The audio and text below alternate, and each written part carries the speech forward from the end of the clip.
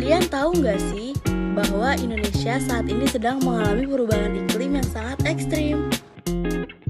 Yuk kita bahas lebih lanjut. Iklim didefinisikan sebagai ukuran rata-rata dan variabilitas kuantitas yang relevan dari variabel tertentu, seperti temperatur, curah hujan, atau angin pada periode waktu tertentu yang umumnya merentang dari bulanan hingga tahunan atau bahkan jutaan tahun.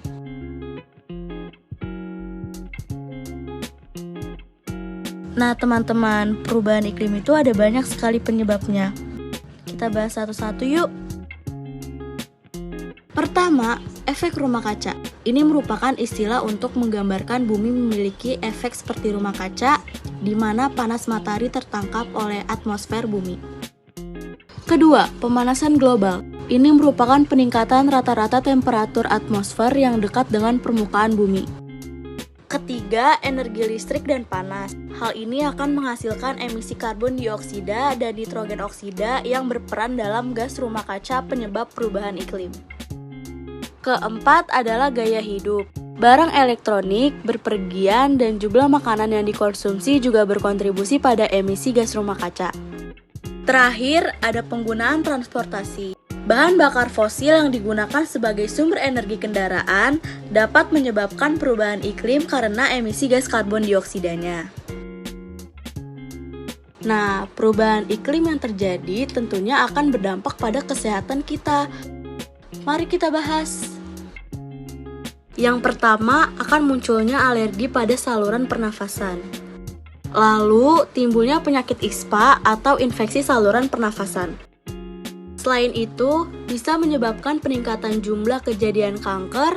Hal ini dikarenakan peningkatan paparan bahan kimia beracun.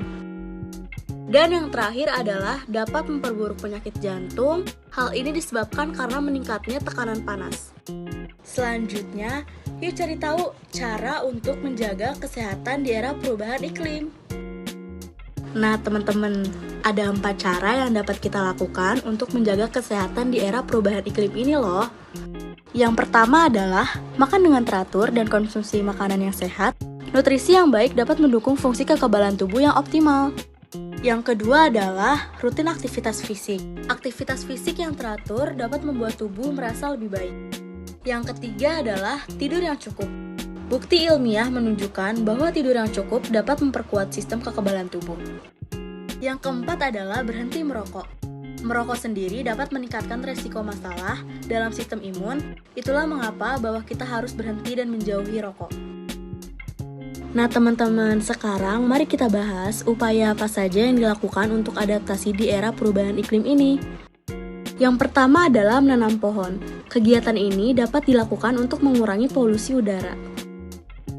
Yang kedua adalah upaya mitigasi atau pengurangan efek rumah kaca.